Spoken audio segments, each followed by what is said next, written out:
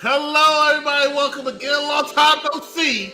Here at UPRE, we're talking about the Dark Knight. Dark Knight. We have two more movies after this one in the Batman franchise, but this is arguably one of, if not the best, depending on how you want to look at it. Everything's an opinion, but what is my opinion? We're going to find out along with three of our established co-hosts. As soon as we come back, stay with us. Where do we begin? A year ago, these cops and lawyers wouldn't dare cross any of you. I mean, what happened? So what are you proposing? It's simple. Kill the Batman.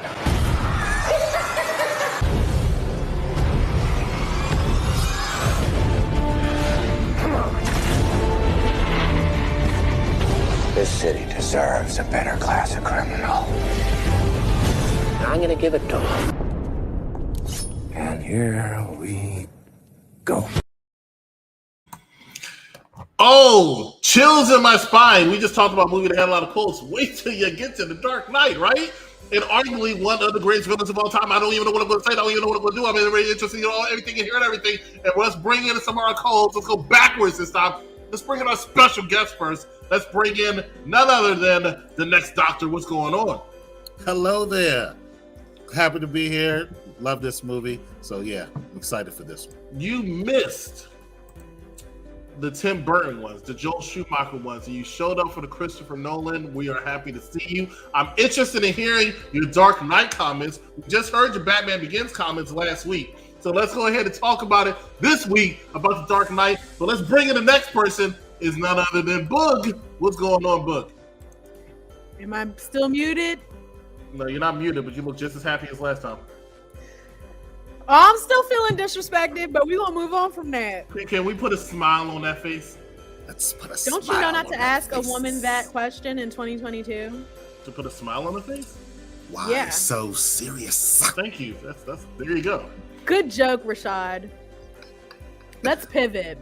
Just pivot and bring in Harvey. Let's go ahead, Harvey. What's going on? Make some sense of this one, man. This movie is awesome. Pivoting, There it is. pivoting, Thank you for pivoting, tuning in. pivoting. Leave it to Vic to break up the monotony. You know what I'm saying? It's just so great. Yes. Are you referring to me? Am I monotonous? Claro que sí. Oh, Am I monotonous? I was wondering when that picture was going to come out. I do. Anyway, we're here. Let's talk about who wants to go first. I mean, I'll go first, Okay. Ladies first. Ladies. since I'll take the longest. Hey, does she have a little movie thing, like a little clip? Still thing? no. It's been She's- almost a year. She should have one of those little things. Yeah. You know what That she is a should good do? point, Harvey. She should have something with like hair, since she likes hair and wants to point out everybody's hair. You should have a hair segment where If you she point had a out segment, I would all make the an intro. wigs.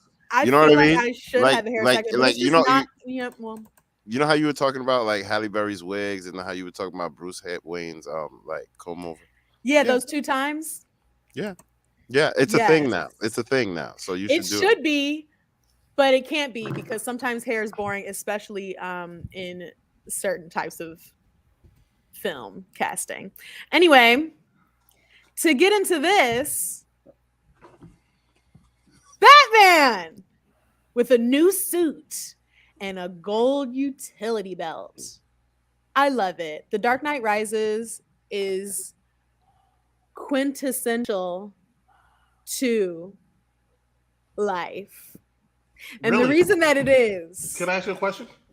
no, the reason that it is because not only does it marry the crime drama of it all, right? Very Scorsesean, you know what I'm saying? Like very dark world, what's going on in the underbelly of Gotham and the coloreds and all of them and the crazies. What's happening with them? You know? Can I ask a question? What? Is this suit in this scene from The Dark Knight or The Dark Knight Rises? Oh, I thought it was the Dark Knight. That's what I looked. I That's think what it's I The judged. Dark Knight Rises. Are you sure? Yeah. Oh, because of the belt? Yeah. Not just the Well, I whole. think because of the scene. Yeah, the scene is giving me Dark Knight Rises as more so than Dark Knight. Mm-hmm. Okay, very valid point to take up 15 seconds with. Point being, Dark Knight suit fully slays Batman Begins suit. Okay, the Batman Begins suit kind of looks like a Build-A-Bear box type of situation with, I mean, that luxurious cape, yes, but that's kind of its only element that I could relate to. Well, I mean, it makes sense. Would you be caught dead with an iPhone 5? He has a point. He's right. He's right. Okay. But the suit for this movie was much more like ninja-like, and I really appreciated that. It felt very lean. And it felt like the lack of a standout utility belt maybe is because there's utilities all over. I felt like if he pressed his chest, maybe those nipple guns from Austin Powers would come out and go. Machine gun doublers. I mean, as you progress, you want to be more and more Inspector Gadget. Yeah, and he's really giving high-tech Inspector Gadget. Now, the reason why this movie is essential is because it, like I said, marries a crime drama with kind of action, and it's just very emotional. It's an emotional movie. It's giving Law and Order. It's giving Batman. It's giving, very like sad for real. Like you're feeling empathy for these characters because they all have their different motivations, but they all just want justice and they want a better Gotham, a cleaner Gotham without kind of the types of incidents that traumatized Bruce. It's never going to be that. There will always be crime. If you take out one mob boss, another one will come up. But it's a never-ending fight for justice, and there's kind of this huge effort at this point in Gotham to go the legal route. They got Harvey Dent up in there. He's looking good. Is he in the DA's office at this point already? Because I think they're like talking about keeping his reputation clean and his and getting his wins and stuff in court, because they're like, oh, he needs to be the mayor. Like he needs to be a politician. Batman's fully endorsing Harvey Dent, right? Because he believes in him. He believes in the message that Harvey is trying to convey when going after these huge crime syndicates in Gotham. Like he's really trying to go about getting rid of this kind of underbelly of crime in Gotham the legal way and the right way,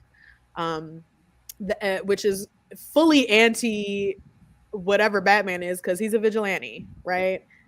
And maybe he doesn't kill, but he does let people die. And they don't always go through due process. And for some reason, Bruce and Batman, both of those personalities, they're in agreement about Harvey Dent. It's very much so 4 more years Harvey Dent. Now, the sad and sketchy part is that they both share a love interest in this movie, which is also a cool element to add, because in the last movie it was like, meh, okay, like, great, she's beautiful, she can act, but what they do with Maggie Gyllenhaal now's character in this movie is really create and develop this love triangle between them, where she kind of has to decide what the rest of her life is going to look like. She kind of knows Bruce's whole thing, right? Like she's aware of what he got going on, and she is also dealing with Harvey, and like he's proposed, like he's ready to settle down and become, I want to say Barack and Michelle, but ain't no way.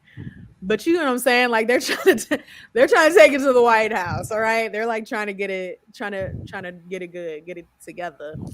But she still has those passionate feelings for him, and I think this movie really used that very strategically and very well, just enough so that it stings when we lose her, and that it stings when Batman has to decide between Harvey Dent and her.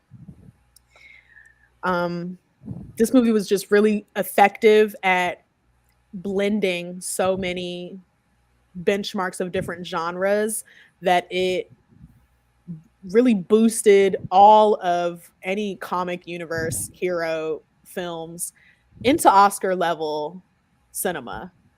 And thereafter, you can tell from any superhero comic book type movies, or even crime dramas, or action dramas, you can tell the effect and influence that this era of Batman had thereafter. Like the kind of gray, smoky cast, the darkness all around in the city, and this like gritty, and it just feels very familiar. It feels very realistic.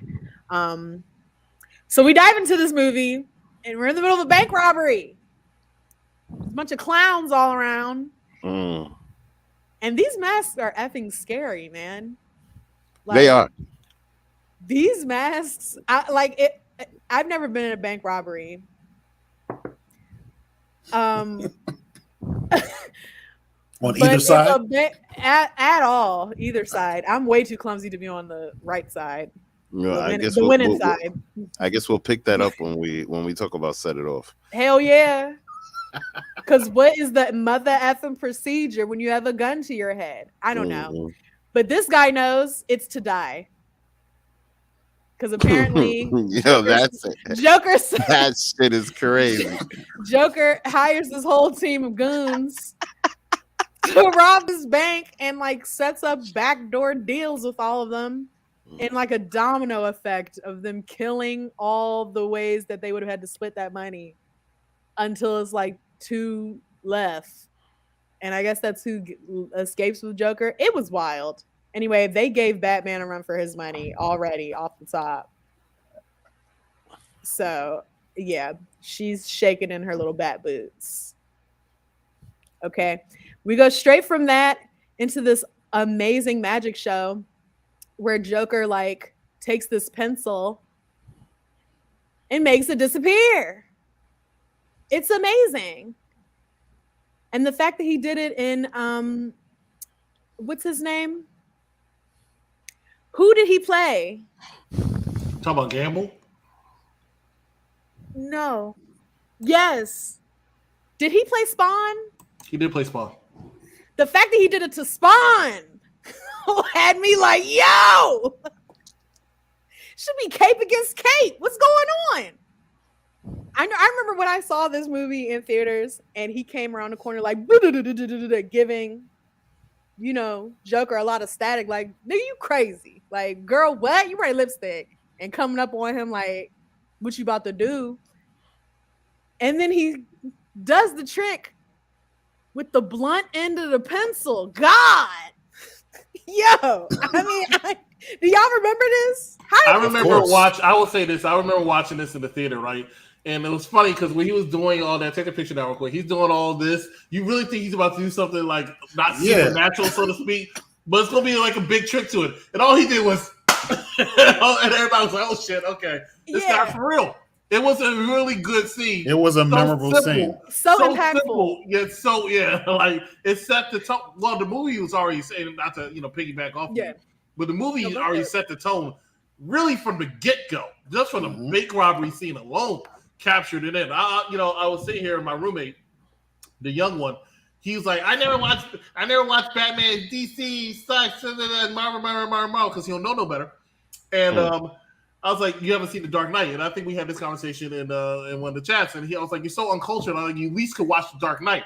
He was like, I don't want to see it. So I put it on for the first 5 minutes in the bank robbery scene, and then I turned it off, and he was like, "Oh shit, I want to watch the rest of the movie now," because it set the tone. And honestly speaking, and I'm probably going to take away from my time. I'm sorry, E, once again. But honestly speaking, it never lets up throughout almost the entire movie. I referenced it so many times. The one time where I thought, okay, we're about to cool down a little bit finally, because it was like nonstop. Bam. Nonstop. Exactly. That guy gets the time I talked about it. It's when the mayor was talking to the district attorney. He's like, "I hope you're ready." I was like, "Finally, we're gonna calm down a little bit." And all of a sudden, boom, dead body hits the window. I'm like, okay, it's not going to stop. It can't stop, won't stop. Anyway, go ahead. Yes, it's very Scorsesean in those sequences that kind of make you jump and are like, "Whoa!" Like it really gets your gullet. Look at me. Really gets your gullet. And you're like, whoa, Nelly, like, give me a second here. How about the kidnappings? And Harvey's huge change. He shifted from this scared, frightened, sweaty, law-abiding citizen to this just hideous, monstrous, puke-faced person. I mean, but look at the detail. Get in them cheeks. You see the teeth? I haven't heard that in a while. But no, it's like I bet you haven't. But you see what I'm saying? You see what I'm saying? Like, and they did such a good job with this because in the comics, it's kind of wild. It's like, eh. And then in the earlier films, it's a little very on the nose with the camp of the Like, look at this suit here, bro. Come on, dog. He did a fantastic job in this movie. And it's sad he doesn't get the credit he deserves from it because Joker just stole. I mean, Joker did steal the movie. He did. But I will jump in and say that, yeah, definitely his performance as Two-Face. Like, you could see the descent throughout the movie. You know, he started as a nice guy. You know, things got hairy. He was like, okay, now I gotta kind of take the brakes off, and then the death, and it was just like, okay, I'm snapped, and now full on evil. But it actually foreshadowed what he said earlier in the movie. You either die a hero or live long enough to see yourself become the villain, and that's exactly what happened. So yeah, he did. It was a remarkable performance, but this whole movie was spectacular. I loved him shooting the driver. It was just I said it couldn't hurt that your was chances. Crazy.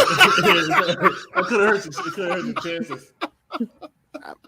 I mean, I personally just love the way that they introduced Two-Face in general, like from the very beginning with the double-headed coin. And mind you, when I first saw the double-headed coin, I always thought to myself, wait a minute, doesn't Two-Face's coin have da-da-da? You know what I mean? But like the X on one side. Yeah, so like the way that they just introduced him and brought him in and showed the girl and showed everything, and like the way and because before you were introduced to Harvey Dent as somebody that was just this hotshot lawyer, and then all of a sudden he became Two-Face. Like, it was quick.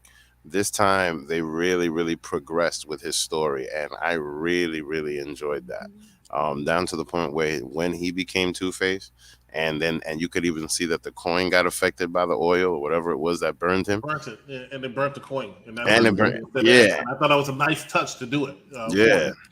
Yeah, it was real cool. And I gotta be honest, like, unfortunately, Heath Ledger's death. I mean, his performance was amazing, but his death was one of the things that kind of made the focal point about this. And in my opinion, watching it back, I feel like it kind of took away the attention from everything else that's going on with this movie.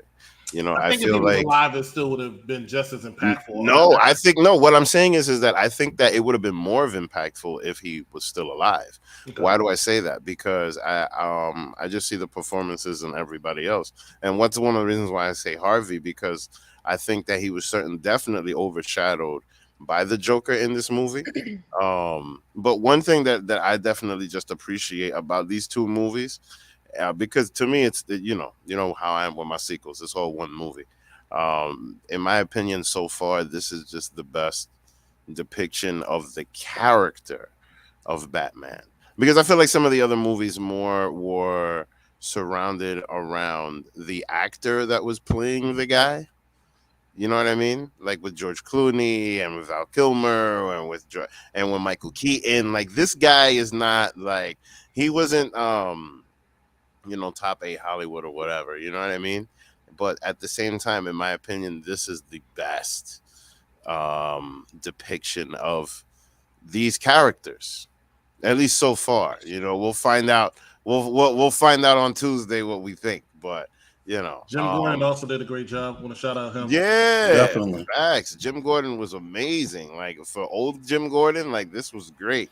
You know what I mean? It's hard to compare young Jim Gordon in Gotham to this Jim Gordon, but like, man, it was great. Like if they were to do another season of Gotham and bring this guy in, oh yeah, facts. And Lucius Fox. You know what? We didn't mention that in Batman Begins. His Lucius Fox and Bruce Wayne's dynamic, I would say, their interactions, I thought was very, very well, especially in Batman Begins. So it continued in Dark Knight, but especially in Batman Begins, I thought was very, very well done and very, very entertaining. And shout out to Morgan Freeman anyway, because that scene where the dude was trying to blackmail him and Bruce Wayne, it was once again, I can't say anything else. Don't tell me you didn't think anybody would notice your baby out there. Yeah, like can't get cop cars, and which is another thing I want to talk about. I didn't mention that in the Batman Begins. The Tumbler. Yeah, the chase scene with the tumbler and stuff like that, I thought it was really, really well done, especially with the music score. But he handled it well. He's like, so he beats villains up with his bare hands, and your plan is to blackmail him? Are you fucking kidding me? Good luck. So it was just good. Batman going to what was it, China and taking out for lack of a better phrase, Wong. It was just. I mean, it was so good. Everything. Joker was like, I know the squealers when I see them, and that's a squealer. It was just fantastic. I just want my phone call. Yeah, the entire movie. This is my favorite Batman movie. This one, it just hands down. The pacing in this movie was fantastic. Everything, the acting in this movie, the story in this movie, and Joker, he's my all-time favorite villain. And the characterization of Joker in this, I mean, he was chaos. He was pure chaos. He came in as chaos. We mentioned earlier where, it was domino effect of having the bank robbers kill each other. And then, he kills the last of them. He's like, oh, I bet he's going to kill me. Just like they told him, no, I killed a bus driver. And he moves over and the bus slams through and kills the guy. And then the guy gets out, puts all the money in there, and then he shoots him. And then he gets and drives away. But not before, doing a little bit more chaos, putting the smoke grenade in the guy's mouth. It was like, whatever doesn't kill you simply makes you stranger. And takes off his mask. And then you see the man still got on clown makeup. He's like, oh, this dude's crazy. No, I'm not. And that's the other thing when he's introduced in was his real introduction, when he comes in laughing, it's just like they really nailed the Joker in this. And yeah, I do think that he overshadowed Harvey Dent, but I think that was really done on purpose. I don't think it was something that just kind of happened. Snap. I think it was done on purpose because he was the focal movie. Huh? He was the focal point of the movie. Debo's in this movie. Yes, you didn't know that from watching it the first time. Huh? Yes, Debo is in this movie. Yes. Yeah. He made the very good decision of throwing the. That was also a good scene. He just tossed it, and then he was surrounded by help. Anyway, go ahead, Rashad. It was a good scene. I did like that. I was gonna say, I think that having Two-Face, Harvey in the background was on purpose, because they didn't throw it in your face that he was going to be becoming Two-Face. I didn't know that. I don't remember any previews, but I don't think they really went into the previews with Two-Face. They didn't show him at all until I think a Yeah. couple days before. They did show the scene in the bar. Right. Where, And so it was like, I probably didn't even see that preview, but, you know, I don't even think they were going to introduce him because of so much that they put into the movie. Like when it got to the last possible scene, then it's like, oh, you know, also, you know, Joker's like, hey, also got this. You think I was just going to fight you hand to hand? Come on now. No. You know, and he had this in this ace in the sleeve. Like, oh man, this is. Hit with a guy. You know, I think that was the real point of it. You know, to kind of have in the background, slowly devolving, and then boom, throw that in at the last moment as just that icing on the cake that just f's up Batman's day. Mm-hmm. You know, because this whole movie was about Batman just not quite making it. You know, the Joker was just kind of ahead of him every step of the way. You know, before, you know, Batman was kind of doing his thing. You know, he's the man doing his thing, but the Joker was just kind of outside of his reach because he didn't really understand them. And then at the end, he still didn't get that. You know, all of this was a setup. You know, from the very beginning, it was all a setup. It's like, I'm bringing him down to our level. You know, I knew I couldn't mess with you, but I can get him, and now everybody's going to be bad. And I just really like that. They did a really good job with this movie.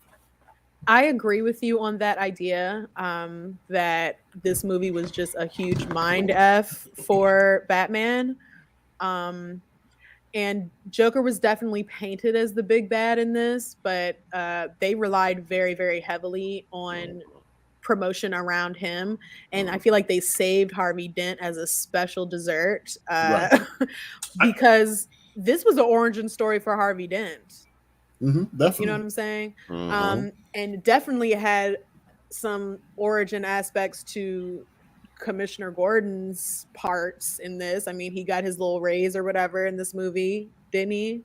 He got promoted. Yep, he got promoted because the commissioner got killed. I mean, I'm not gonna lie. When his wife smacked him in the face, that was just a nice touch.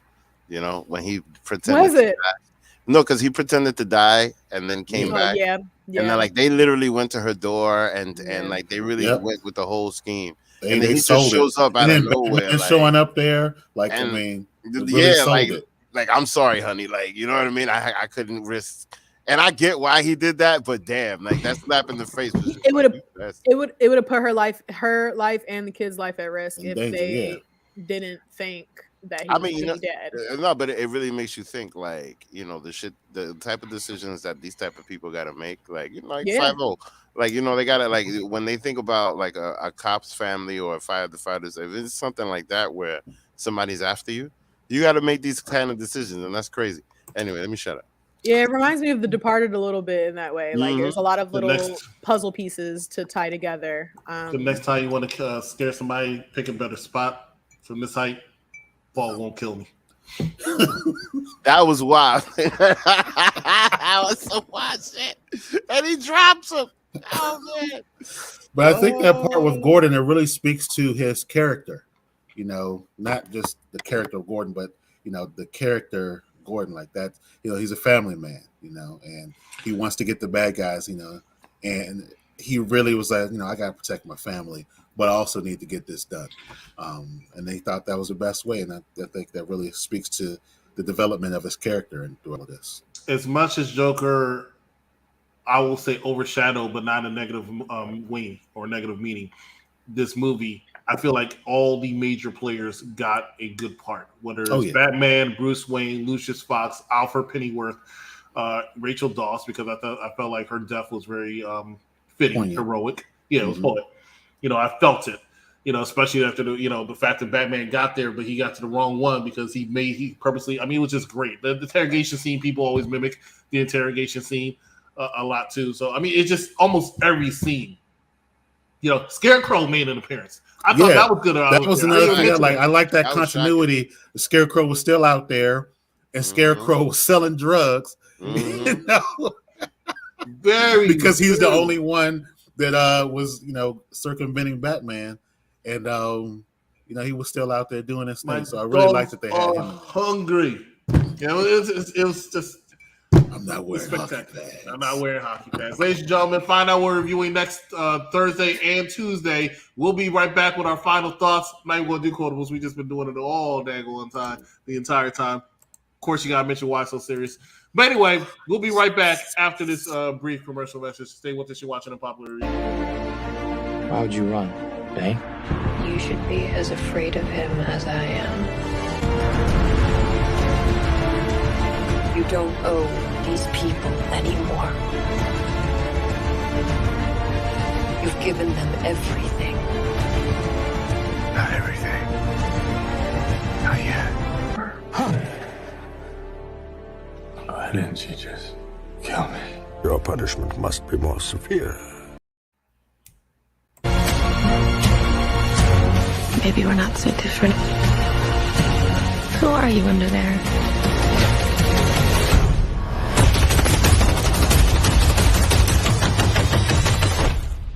I'm vengeance.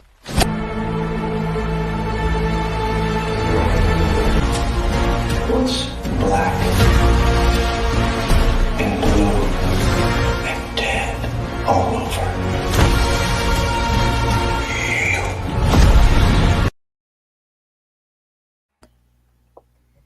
And we're back. Not for nothing. When I look at that trailer, the scenes where they're all shooting him and he's walking looks like it might rival the best Batman scene I've ever seen, which was in Batman v Superman, where he had Batman save Martha in that warehouse scene. It did look like it was giving me those kind of feels, but that looked like the only thing in the movie I like. Even though the villain in this movie, because I think somebody else is in it, but the villain in this movie is arguably my favorite villain. So I don't know. Yeah, we'll see.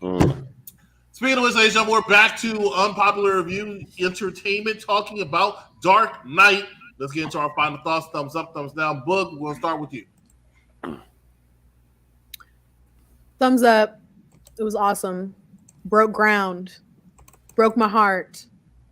Broke Batman's mind. And Harvey, let's go to you. Well, there's a lot to say, honestly, but I will make it brief because it makes me wonder what the next Batman is like. Right? Why do I say that? I say that because if you look back to Michael Keaton, and then you compare that to, like, basically if you just look at the progression from Adam West to now, it's been a situation of more technology, which is great. However, oh, we lost you. Yeah, nobody can hear you, Vic. I think your mic came out. However. Is this the singing you were going to do? hello? Okay, there you are. All right. Jello? Okay. So no, all right. So bottom line is this. Like, I'm just curious to see what this new Batman is going to be like. Why do I say that? Because I'm curious to see if there's going to be a Falcone. The last 20 years, we haven't really felt a presence of the mob. When I was a child, you could see it. You had people that you could clearly physically see this type of thing. So somebody like Falcone, you could make an association to. It was in Gotham. It was in this movie. It was in previous movies. So I'm very curious to see if this type of character is going to be the big bad guy in the new Batman. Now, I noticed that they're just jumping directly to Riddler. But the reason I say that's because I think that this is it for the mob.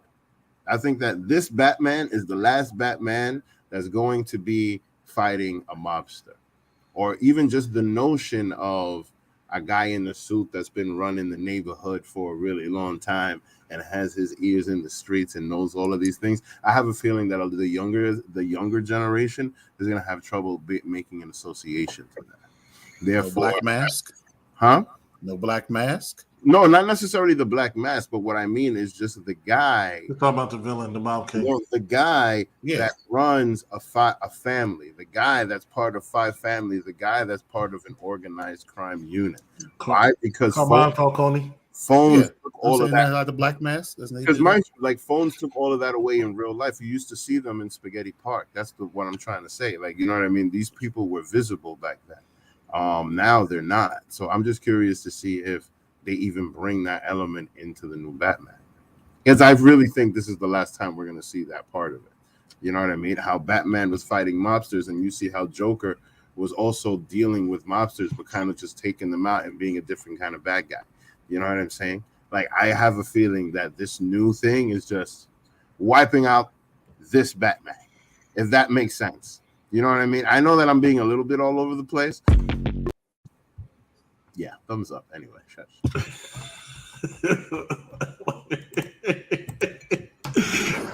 Next, Doctor, what you got? Oh man, I can't really say enough good things about this movie. Not a good pick. It's not just that it's a great superhero movie, it's just a good movie, period. You know, it can stand alone by itself as a movie. You don't necessarily need Batman Begins to jump into this movie and enjoy it. You know, it stands alone by itself. All the elements are there. Again, like I said, great pacing, great story, great acting. Definitely a thumbs up from me. This is honestly my favorite movie of all time. You know, depending on the day of the week, sometimes it might change to number 2, but most likely it will always be number 1 for me. It's just, you know, I have my favorite superhero movie of all time. I have my favorite comic book movie of all time, and then I just have my favorite movie of all time. It just happens to be all of it. But this movie is by far, I just feel like it's almost the perfect movie when I watch this. Now, one thing I also want to say is shout out to Joker, who in my opinion is one of the best cinematic villains I've ever seen. You put him up there with Darth Vader. You can put him up there with Thanos. And I remember I saw a comparison a couple years ago when they tried to say who's better between Joker and Thanos, because Thanos was very impactful in the last 10 years where Joker was the 10 years before that.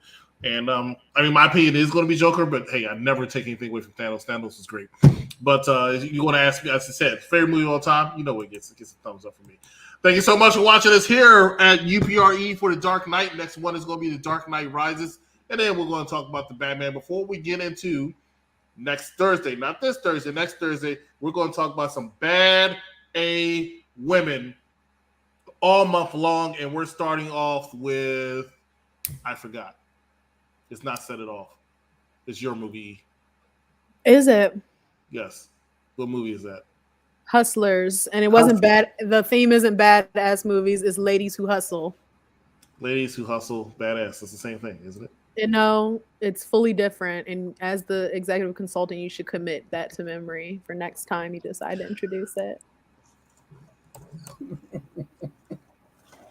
While you're looking at other shit on your your shit, get us out of here. I'm looking for proof that the suit that I pulled up wasn't the suit, but can't find none. So brought me in for the last. Thank you for joining us tonight, guys. We love you. Join us again Thursday for Ladies Who Hustle Month, starting with Hustlers. Starring and then going to Set It Off, and then go to Ocean's 8. Who did that?